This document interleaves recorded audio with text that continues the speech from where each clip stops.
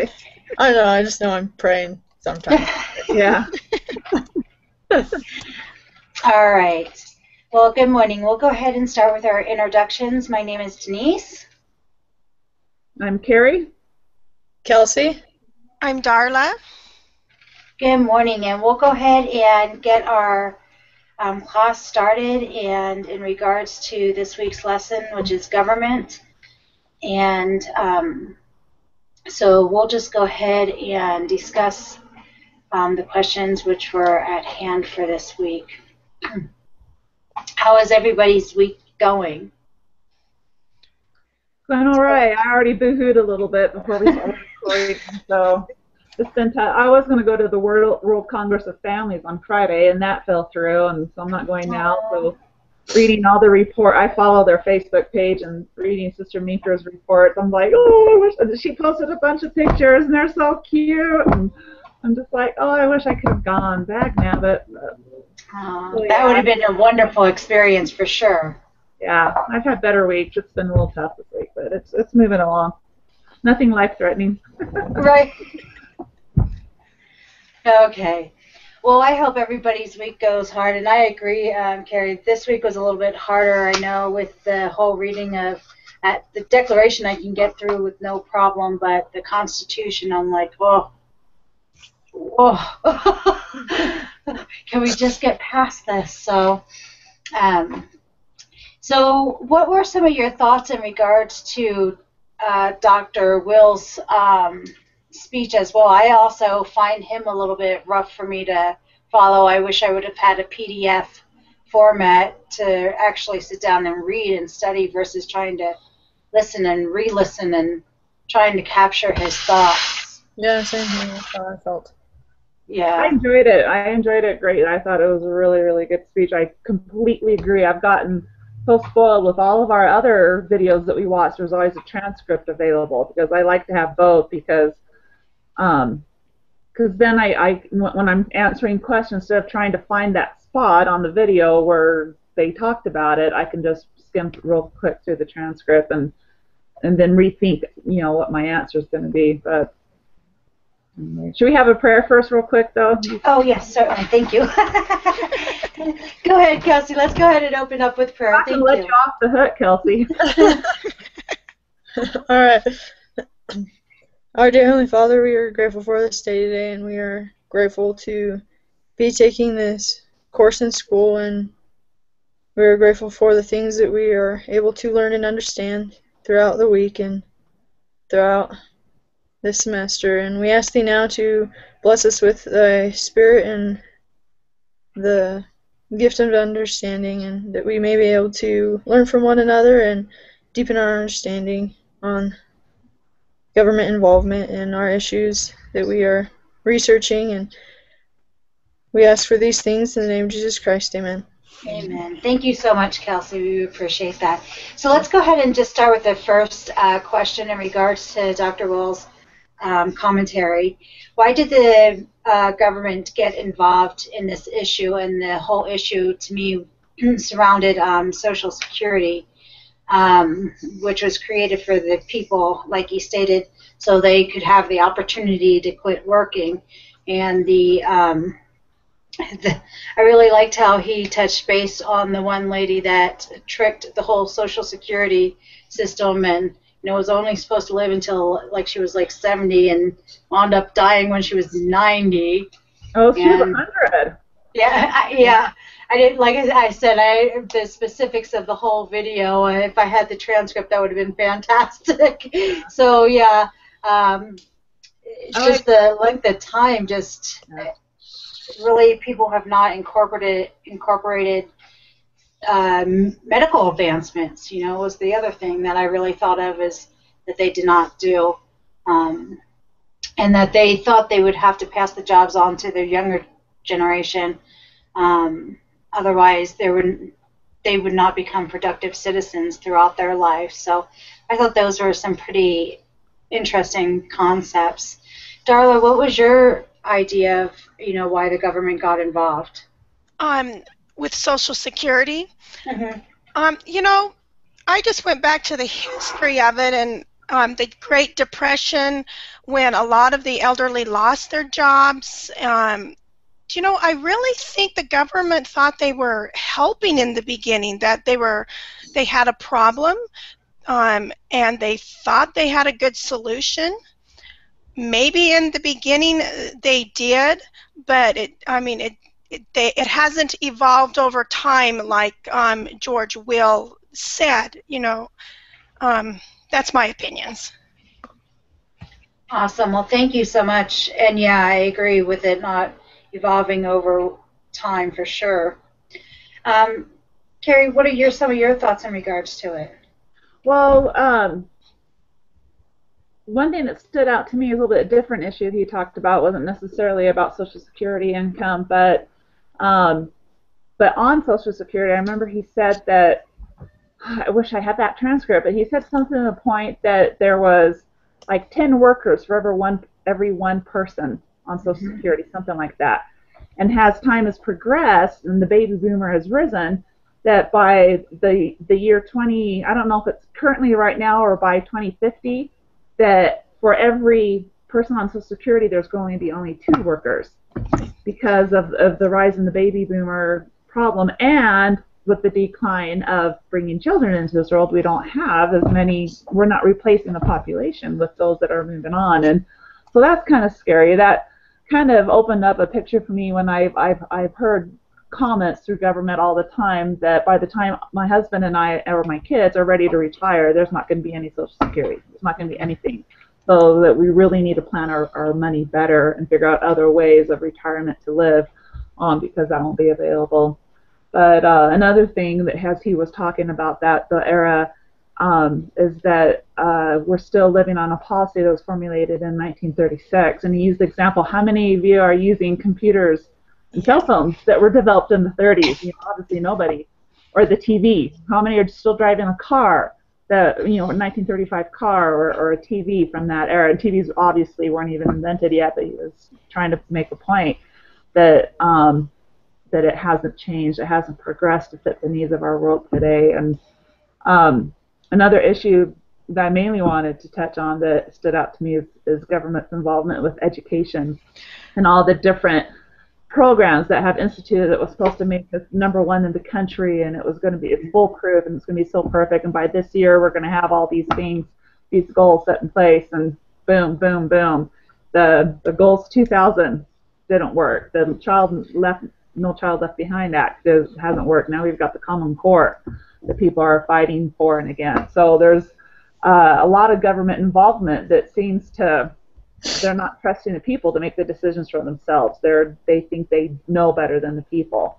Kind of like the one guy that put the pressing the pants for 35 cents. And that was freaking ridiculous. That just blows my mind away that stuff like that happened in America, but it did, and it does still to a point, like being forced to make a wedding cake for a same-sex marriage that we don't support and believe in, and then government gets involved and tells us what we can and cannot do in that issue. So anyway, I'm getting off on a tangent like I usually do, but those are just some of the things that stood out to me.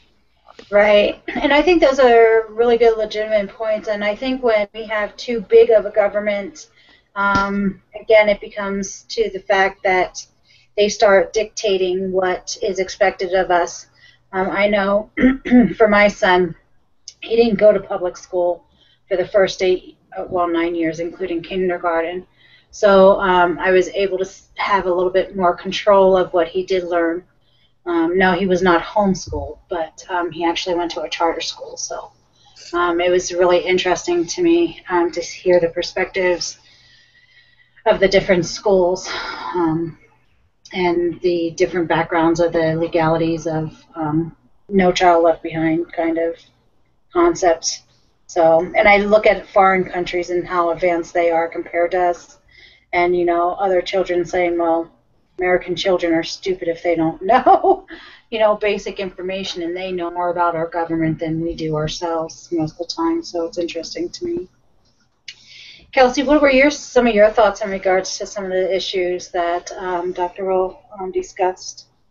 Mine goes along with what Carrie discussed, the whole education and children and stuff. And The biggest one that stood out to me regarding education was the No Child Left Behind Act. I had heard that like thrown around a few times, but I didn't really understand what it was or what it was for. But as Carrie said, like after doing research and talking to people, it wasn't effective, and it was supposed to help those less fortunate get the education that they needed. And I was talking to my roommate who went to a school that they tried to put it into, and she was telling me that their school had a really hard time with it, and they had even more students dropping out because they had family problems. They had like parents that lost their jobs, so the students had to drop out of school and get a job to help pay for finances and stuff like that. There were students that got pregnant and had to drop out, and overall, it just in her school, it wasn't very effective at all. And I just thought it was interesting that they keep putting out these new things like the Common Core, and so far they haven't had much success with it. What do you think some of the reasons is that they have not had success, and what do you feel would be more successful for them to do right now in regards to that, Kelsey? I was throwing ideas around with my roommate, and I was thinking that maybe if they told people like how bad it could be if they didn't get education, like getting the awareness out, and how like their plans can actually help people, and how education does help, especially with better jobs. And the more education you get, usually the better job you and career you can have. That way you can have that money to help provide for your future family and the needs of yourself and them, and you can be more secure in what you want to do and in living how you want to live, rather than just this is the basic of what this program will do, and then they just kind of don't inform people about it. Because I had no idea what the No Child Left Behind Act was, and I still feel like I don't totally understand the Common Core thing, and I think it would help if they actually dumbed it down to help people actually understand what it was going to do. Awesome. I think you're right. I think if they were able to provide more information in a manner that people could comprehend and understand, I think that would definitely be more effective. I think also for the school thing, I think the community, the citizens need to become more involved. I think that is an overall thing that it needs to be necessitated in Do you order remember? to. Sorry, Dar, I don't know. Or sorry, Denise, I didn't mean to cut you It's off. okay. That's okay. I had this thought like on my head. I keep trying to figure out when to jump in. Do you remember when he was talking about the Healthcare Reformed Act, and he was talking about how different we see commercials all the time with different car auto insurance competing, Allstate and Aflac and Progressive and so forth, Farmers, and they all have these creative commercials, and they're all competing with one another to get your business, but you don't see that with different healthcare providers. And so it got me thinking just now, what if the schools were held to that type of accountabilities? And with the education, they talk about how the federal government gives them extra money or incentives to implement these different programs. And so they almost felt like they have to do it to get the money that they feel that they need to make their schools better or to implement these programs that the government wants them to do. So instead of doing that, what if schools were allowed to compete with one another, where parents had more of a choice to decide where their kid's going to go and how they're going to, the money that gets paid to the schools, have it follow the student instead of it going straight to the school. And so if parents have more say in what type of education that they want for their child, then the school will compete with one another by raising the bar and making their programs more attractive and more influential, and let the schools decide what the needs are for the children in their community, rather than the federal government that doesn't live in your city or your community, has no clue, and causing it to be a general core across the board that misses half of the needs of what majority of the kids need to learn to be successful and progress. And I think if they just raise the bar a little bit in that area and let schools compete with one each other to be a better school. And private schools do, you know, and they have special like the charter schools. They have special programs, like they emphasize on the science and arts or whatnot, you know, and that attracts the parent to those schools, and that's where the money will go to, so the school can even be better. I don't even know if I'm saying this right or if it makes sense. I totally agree with what you're saying, Carrie, in regards to having more greater choice amongst the parents. I think that's really important. And I think, you know, with our ability to seek out education for our children and what is important, I think that's necessary. And again, that takes parent involvement. I know we here in Colorado have the availability of vouchers. So if your school system is not up to par, you know, which is pretty much like a magnet school, that they have the capacity to move out of that particular district and go to another one who has a little bit better standing within the community. Charter schools, I'm a firm believer in charter schools. That's what my son went to. And I know in ninth grade he finally begged me, Mom, please may I go to a public school. Him and I were able to have a discussion about that last night. And he said, Mom, you know, it's two-folded. In the charter school, I got no socialization, which hinders me now today. So I thought that was a really interesting perspective because I know he has always really struggled with that. But academically, the vigor of the school has placed him into such a good spot that he excelled incredibly. Again, I think if we go back to the basics and fundamentals of what other countries are possibly doing, I think that's really where it starts too. I mean, most countries, you know, you have to know 2 or 3 languages by the time you're out of elementary school. And I think that's just one way to make the mind more inept of what we have the capacity to do. So, yeah, thank you. I agree with your perspective, Carrie, so thank you for sharing. Darla, what were some of your perspectives in regards to what the government's doing right now to help the situation more effectively? Do you want me to do the education? I actually discussed in my own writing Social Security, like you had mentioned. If you want to go with the Social Security aspect, that'd be fantastic. Okay. And what the government should be doing or should not, or is that what you're asking? Sorry, I'm writing. And oh, that's okay. What the government's doing right now to help the situation to become more effective, or do you think that they're not effective at all? Well, right now they're not effective at all because they just put Social Security in and then basically they've expected it to run exactly like we've already mentioned, exactly like it was in 1935. But just as Dr. Wills mentioned, our community, our socialization is not that way anymore, and so something has to be done, or there will be no Social Security.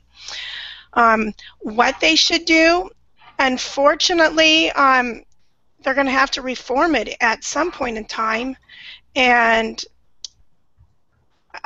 maybe you guys can help me on your opinion, because he talked about in the Social Security a part of it, and he said if we were to, like, I think he said prorate it back to where it was in 1935 for when people pass away, that people would only be paid Social Security up until they're 74 years old. Mm-hmm. Did anybody remember that? Yes, I think you're right.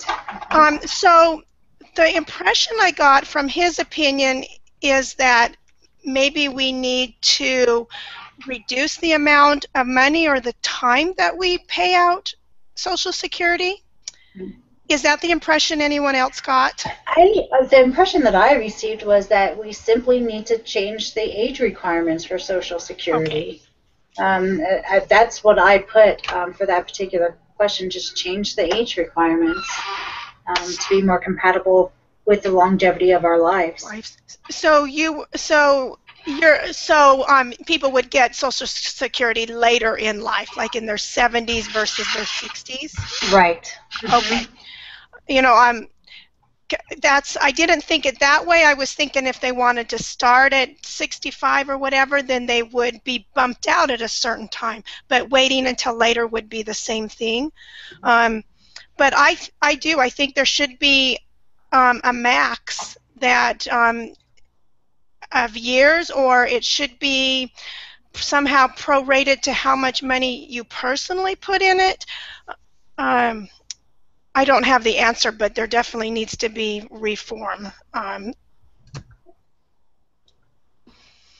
Awesome. Thank you so much, Darla. I agree. There definitely needs to be reform in order to resolve that situation as a whole, especially with the lifespan becoming greater at this point. Eventually, it is going to dip down again, but and then with less children being able to support it, it's going to be extreme problem in the future. Right. So.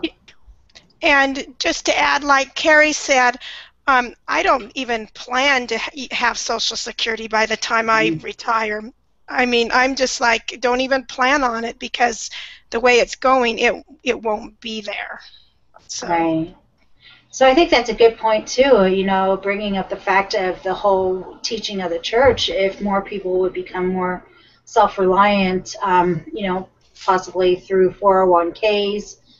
Getting out of debt is a huge key, because if you have oodles of debt, it makes it a lot harder to be able to retire, because you're still paying interest and funds and all these things. You know, that's something my husband and I, we're horrible budgeters, and we're still working on it, trying to become better and our goal is to get out of debt. But it's really, really hard when you're not smart with your money. And we want to serve missions, and we want to have that freedom to go do those things that neither his parents or mine have been able to do. You know, most of it's related to health issues, but some of it's related to financial issues, because neither one of them had ever planned smartly, I guess you could say. Do you think part of that too? Well, I think this is a greater concern with our youth and even possibly our generation. You know, Kelsey, I know you're a little bit behind Darla, Carrie, and I, but a little bit. Just the fact of so many people dismiss the fact of like life insurance and again, retirement plans. And I have to wonder, is that because we're just looking at the fact of merely surviving today? Very much so. Yeah, that's kind of what I was thinking too. So we'll just go, thank you everybody for your insight in regards to that. The next one states that Dr. Will cites, quote unquote, problem no one wants to talk about. And von Fender-Brenner's model through the impacting the children and families and communities in our nation through the microsystem and so forth. What were some of the ideas you had, Carrie, in regards to that? He specifically talked about children being born out of wedlock, that it's risen up to 34%, if not higher, I think, today. And because this is happening, there's no parental involvement like there should be, and so many cities are in chaotic. The schools aren't teaching. They can't keep up with the problems that's happening with the disintegration of the family. There's no structure there. There's no discipline. There's nothing being taught as far as respecting authority and behaving. And he said 1 in every 3 children are born out of wedlock. That was the number I wrote down. And it's just, and he said a couple different times, this is something they're trying to fix everything surrounding it by improving our schools or offering more money and doing this and doing that. But there's no talk about the core problem, and that's children that are being born out of wedlock and aren't being taught the values in a strong, supported home in most cases. So. Awesome. Well, thank you so much for your perspective on that, and I definitely think that is definitely a contributing factor in society for sure. Kelsey, that's what's driving inequality that everybody's yelling and screaming about is that right there. That's driving inequality. So wait, so having children out of wedlock is causing the inequality? I just want clarification on that. Because he said, I had to go back and listen to it again, and I wish again I had the transcript, but he said 1 in 3 children are born out of wedlock. This is my notes. Constantly renewed cohort of less parented children. Schools cannot teach them, and a combination of all these issues is what's driving the inequality issue that a lot of people are screaming and yelling about. Okay, so it's a combination Right. of the many issues, and that's just a contributing factor. I can agree upon that. That's what he said. Yeah. Okay. Kelsey, what are some of your thoughts in regards to that? So I must have missed that part where he said the children being born out of wedlock. I thought I caught the problem that no one wants to talk about as being education and how they're dumbing it down.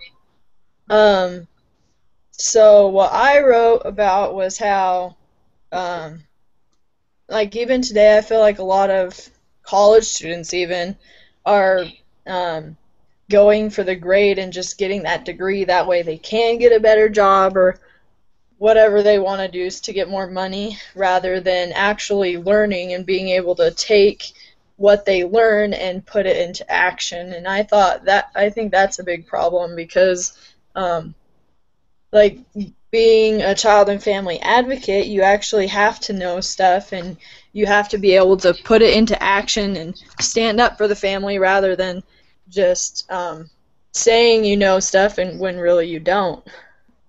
So I thought Thank you, Kelsey. I think that's a really good point. I think, the fact that there's so much control within the educational system that we're not raising free thinkers. And I think the capacity to freely think and extend your thoughts on a concept is what will liberate us. So I really like that you brought that up. That gives me a greater perspective on it. Thank you so very much. You're welcome. One of the things, and Darla, I know you're taking notes, so I'm just going to jump back in here too. No problem. One of the perspectives that I really thought that was hit home with Dr. Wills was that he stated again about the large welfare states. That we're developing a welfare nation. Instead of individual families looking at ways to support their future generation, we're now demanding our children to pay our debts, is pretty much quote unquote one of the things he stated. The logic of the welfare state is to send our bills to our children. And sooner or later, we are going to run out of money, and therefore we are going to be left in greater poverty, and which is going to be extremely problematic in all areas of life, including education, the rearing of our children, and that we simply can't go on like that. He also mentioned that we used to build for our future, and now we borrow from our future. Mm-hmm. And that is huge, and you can see that more and more with the deficit that we have and are carrying within this country, and how it's increasing every second of every moment of every day. So we are building a society that is becoming more and more dependent on the government, and yet that is just, to me, a prediction of a greater crash than possibly, the Great Depression. So I think we really need to figure out, and again, go back to the church teaching of really learning how to be self-reliant through food storage and, just even some of the basics of making sure you have water. And wouldn't it be great just to have your own fuel tank in the backyard? No, just saying. So, but I think that's one reason, the church teaches and emphasizes that so much, which is phenomenal to me. I know we don't want to become doomsday hoarders and things of that nature, but it definitely is a great teaching for sure. Darla, did you want to put any insight? Not really, but I put down the children out of wedlock as my answer for that, and Carrie pretty much discussed everything I have, so I won't go into that. But I'd kind of like to lead into the next question, if that's okay. Certainly, please do. because he talks about the quote, one thing you can do for your country is reserve a spacious portion of your life for which your country is not responsible. First of all, I agree with that, but I think we've talked about a couple of things, of ways we can do that. Most recently, you talked about being self-reliant. Definitely, that's a way we can be responsible. And then we also talked about the 401k, staying out of debt, all of that. I think all that leads into ways that we can take responsibility and not rely on the government. Awesome. Thank you so much. Does anybody else want to provide their insight in regards to that? Just ditto what Darla said. Awesome. Same for you, Kelsey? Is that what you said? Yeah. Awesome. I'm in full agreement too. In what areas do you personally feel the government should be involved and should not be involved in addressing your chosen threat to children and families? Kelsey, do you want to take us away on that one? Oh boy. I can try. Okay. So what's your chosen threat again, Kelsey? Mine is same-sex marriage. And government should have a say in the legalities of all that, or should it be left up to states? What do you think? Personal choices? Do they have a right to step in? And I honestly, I feel like way back in the time that they wrote the Constitution, the whole traditional family was what was in place. So I feel like that should stay the belief of the country and what should be held up. But I'm not so sure on who should be able to enforce that, whether it's like the state or the actual federal government. But now with the law change that same-sex marriage is legalized, and how the religions have to recognize that, and I've just heard a lot of things about how the LDS church is going to have to, or could have to, like, not support that, but see that as a marriage, and I think that that should be left up to the religion, whether or not they want to recognize that, and that it shouldn't be forced upon each religion on this is the law now just because we feel like it should be, and so you have to enforce it, and I think that it shouldn't be like that. Yeah, I worry about it's just a matter of time that you keep hearing politicians that support the marriages and that it should be a government decision, that should be involvement. Marriage originally wasn't even a governmental issue. It was a institution that was between you and your church. But we've moved, so as a society, as a nation, we've moved so far away from any type of faith and religion that it's become a government entity now instead of a religious one. And if the government wants to say and call it a marriage, then okay, we tried to fight it. It's now a law. There's nothing we can do about it now, except for to the point when is that going to start? The next step is taking our religious freedoms away. And they say, oh, it's never going to come to that, but I guarantee you that I really believe it's come to the point where our bishops are going to be told that they can't marry people, period, anymore, because if they marry a heterosexual couple in a church, they're going to be forced to have to marry same-sex couples who happen to be Mormon and want to be married in the church or whatnot. And I just don't know. There's just too many possible scenarios that could take place that's going to start infringing on our religious freedom, and that's what's really scary. Yeah. I agree with that, but we do have the protection of the Declaration and the Constitution, separation of church and state, and I see that perspective of being infringed upon, but we do have that document to back us up overall. I've never heard a legitimate argument in regards to not allowing same-sex marriages. I'll have to be honest here. I think all the arguments that have gone before Congress under seem to be truly legitimate, the way they represented it in regards to that. But I do see your point. I think that's a lot of why family services, that's why family services have backed out of adoption at this point. And I think there is going to be contention, and there are going to be possible lawsuits because our bishops and our clergy, because missionaries even have the ability to marry because of their standing. Oh, I didn't know that. Theoretically, they do. So I think there's going to be a lot of hostility that's brought to the church because of our stance against homosexual relationships. And I don't even think it has to be marriage per se, but the fact that we are adamant on our faith and the teachings of God through our scriptures and our gospel. So I do think that that's going to be extremely problematic in the future. So, and I think it goes the same way with education.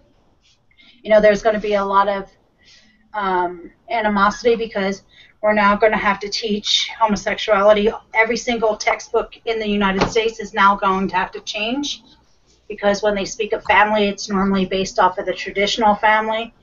And now it's going to have to also include homosexual families.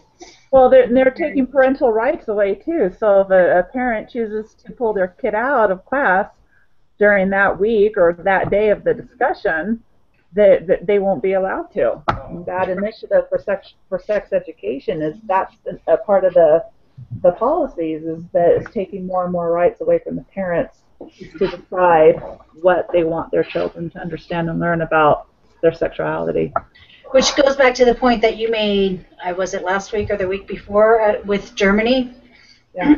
And we'll no longer have the right to educate our children at home if we so choose to, or even go to charter schools or things of that nature, because we won't conform to the government's views. So I think probably what we're going to have to do is when our kids come home from school is unteach what they were just taught, and or prepare them, let them be prepared. This is what's going to happen today. We don't have a choice. We're being forced to send you to this class. This is what they're going to teach you. This is what we believe. This is what our standards are, and let them be prepared and to defend their beliefs if they have to. I don't know, but I think parents are going to have to do double duty, right?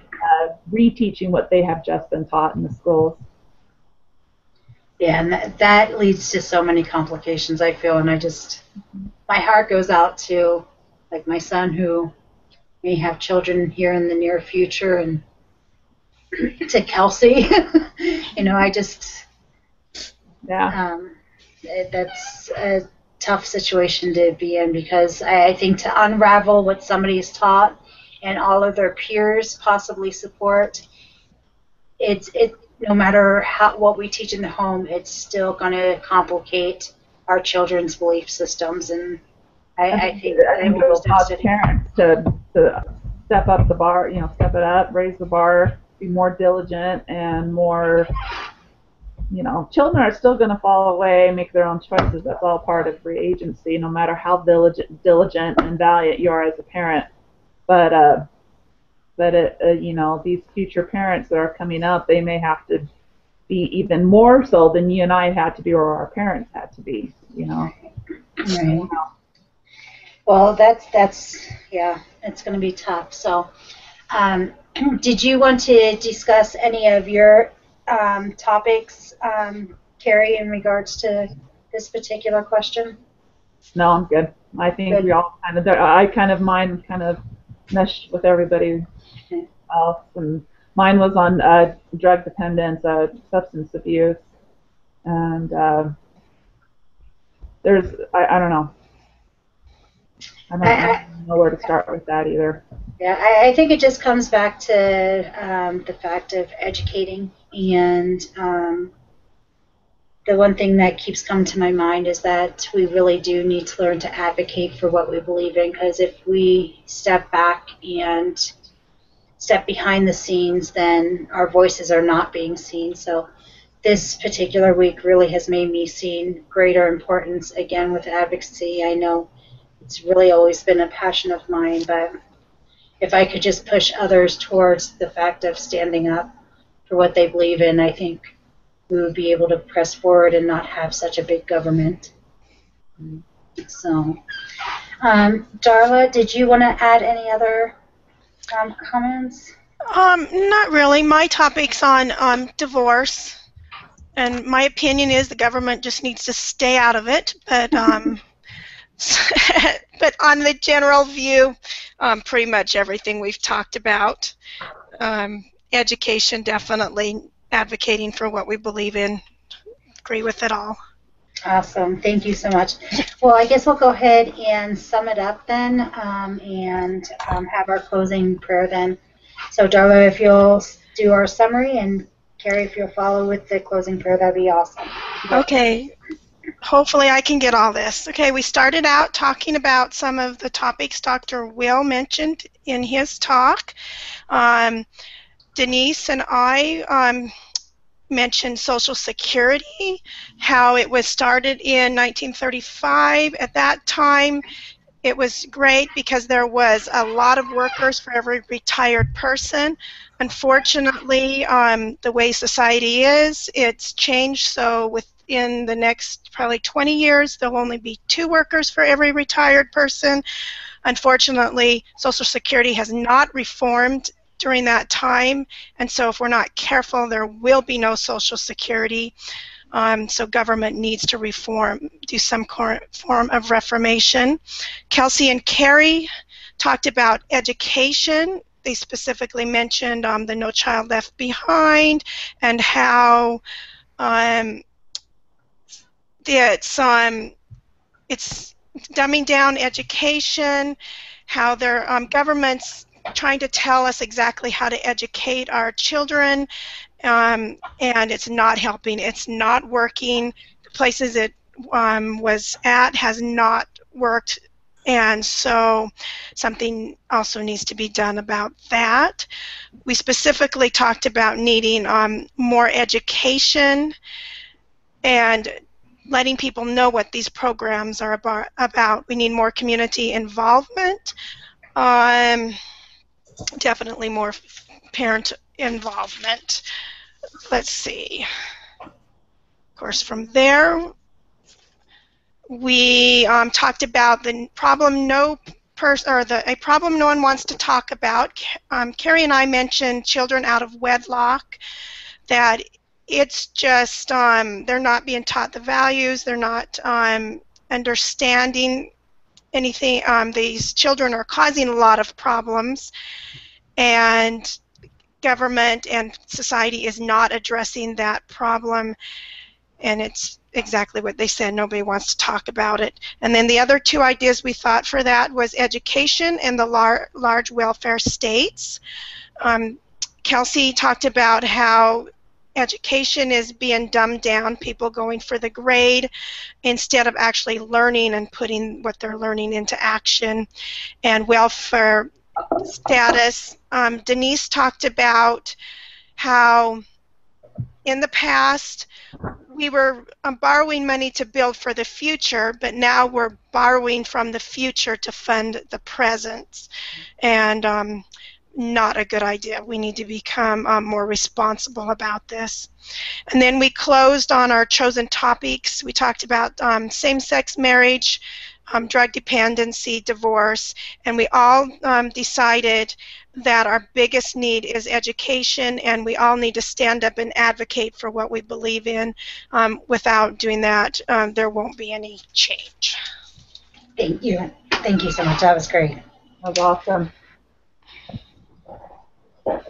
Want me to go ahead and pray? Yes, please.